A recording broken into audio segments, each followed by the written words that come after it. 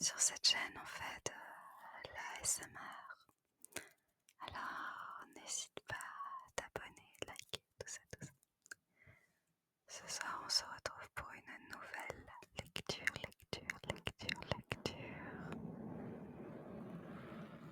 Ce soir on se retrouve pour une nouvelle lecture.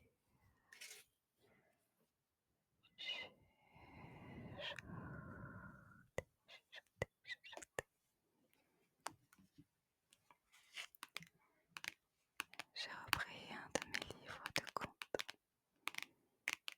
Ce soir, ça va être Le brave petit tailleur. J'espère que t'entends pas trop le chien aboyer dehors. Donc ce sera Le brave petit tailleur. C'est toujours la même collection des livres que j'ai de mon enfance. Il y a longtemps que j'ai pas lu ce conte. Donc on va le lire ensemble pour que tu puisses t'endormir au son de ma voix.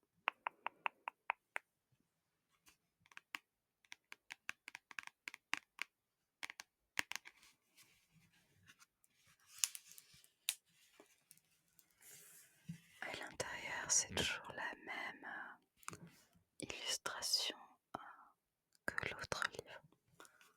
Je t'invite à aller voir l'histoire de la princesse et le crapaud si tu ne l'as pas encore vue. Donc la première, pour les couvertures c'est même. On va voir l'histoire.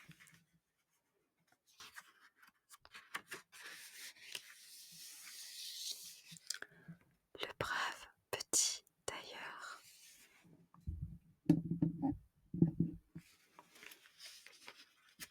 Le brave petit tailleur.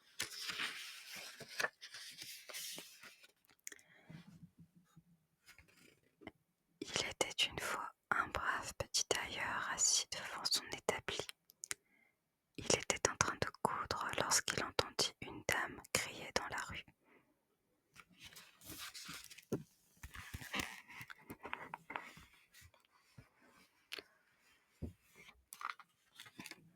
Confiture à vendre.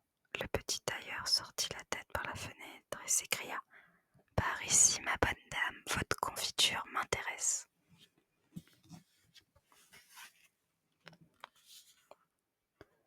Elle est vraiment toute petite, la dame.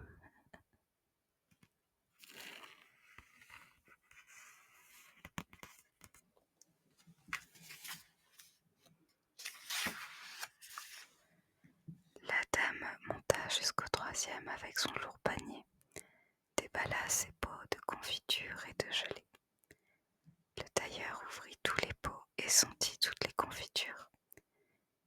Finalement, il déclara : « Je vais acheter 3 cuillerées de celui-ci. »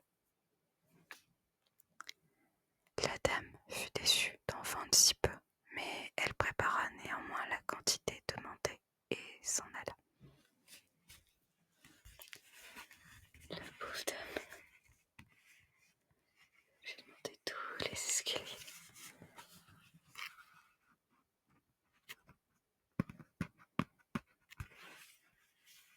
Tous ces petits pots de confiture.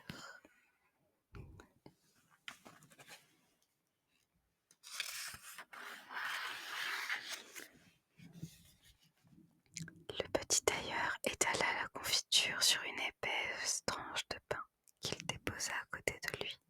« Je la mangerai dès que j'aurai terminé cette chemise, » se dit-il. L'odeur de confiture ne tarda pas à attirer plusieurs mouches. « Allez-vous-en, hurla-t-il.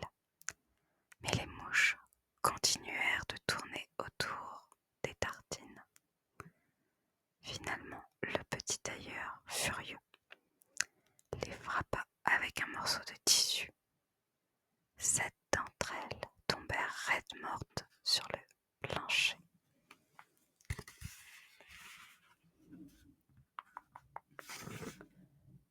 Toutes les petites mouches.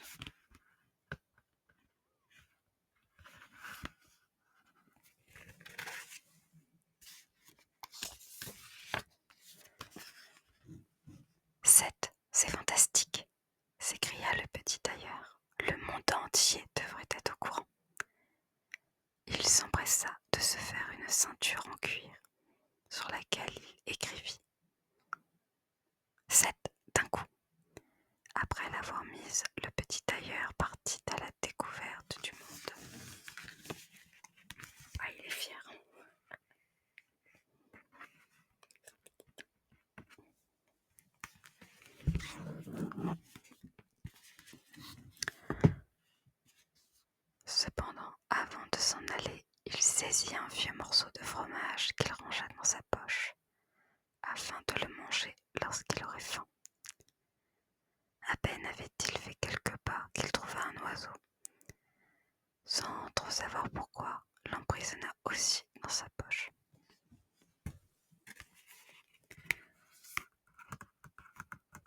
Pauvre bête. Haute meurs. Qu'est-ce qu'il va faire cet oiseau? En sortant de la ville, il rencontra un géant qui avait l'air effrayant. « Bonjour, dit le petit tailleur, je vais faire fortune dans le grand monde. Aimerais-tu te joindre à moi ?»« Ne sois pas idiot, petite mauviette, répondit le géant en éclatant de rire. Regarde plutôt ma ceinture si tu veux savoir quel genre d'homme je suis, lança le petit tailleur insulté.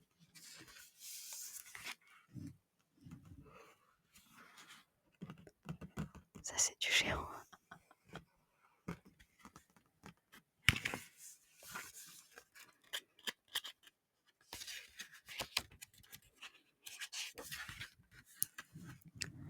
En lisant l'inscription sur la ceinture du petit tailleur, le géant crut que ce dernier avait tué 7 hommes. Il ne pouvait toutefois pas croire qu'un aussi petit homme puisse être aussi fort. Alors il décida de le mettre à l'épreuve. Le géant ramassa une pierre et la serra dans sa main jusqu'à ce que l'eau s'en écoule. « Je parie que tu ne peux pas en faire autant. » Le petit tailleur prit le vieux morceau de fromage dans sa poche et le serra si fort qu'il en sortit du petit lait.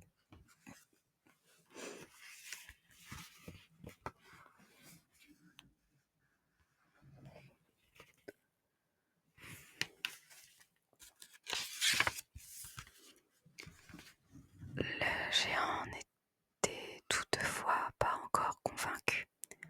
Alors il ramassa une pierre et la lança très loin. « Essaie de faire mieux, dit-il. »« Ce n'est pas mal, fit le petit tailleur, mais j'ai remarqué qu'elle était retombée au sol. » Il sortit l'oiseau de sa poche et le lança dans les airs.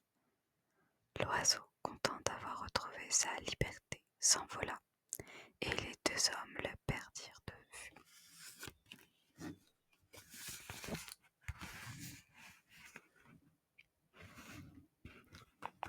Et l'oiseau a disparu.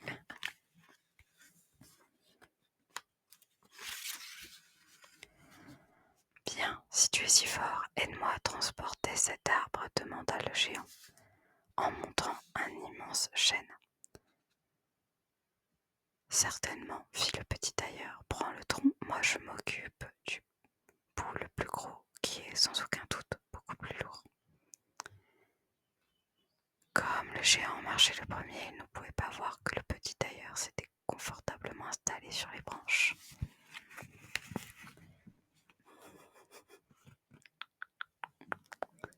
Très malin ce petit tailleur.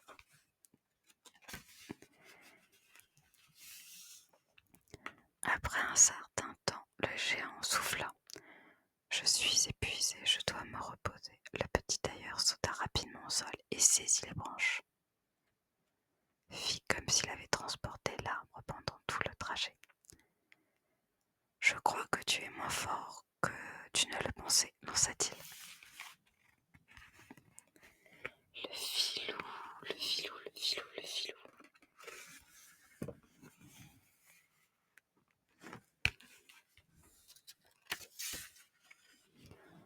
Ils poursuivirent leur chemin jusqu'à ce qu'ils arrivent près d'un cerisier couvert de fruits.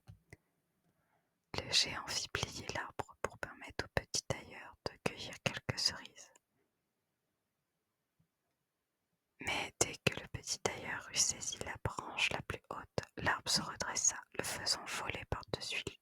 « Tu ne peux même pas retenir une petite branche ?» demanda le géant.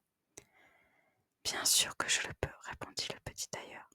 « J'ai tout simplement décidé de sauter par-dessus l'arbre. Voyons si tu en es capable. »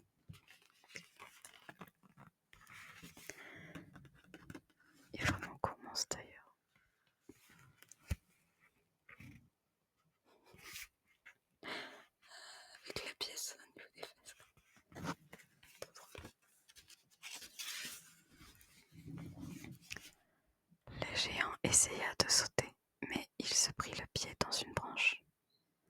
À cet instant précis, le roi et sa suite arrivèrent sur les lieux. Que se passe-t-il? S'inquiéta le roi. Bien peu de choses, messire, fit le petit tailleur. Je viens tout juste de capturer ce géant. Comme le géant avait causé de grands dommages dans le voisinage, le roi donna un sac d'or au petit tailleur en guise de récompense.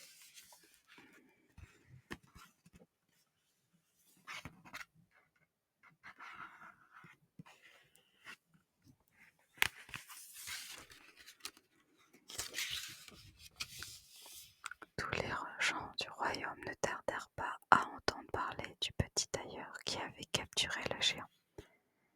C'est ainsi que le petit tailleur trouva gloire et fortune et vécut heureux.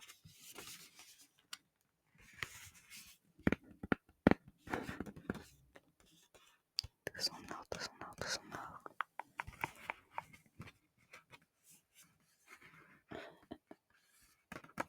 Avec ses deux chiens.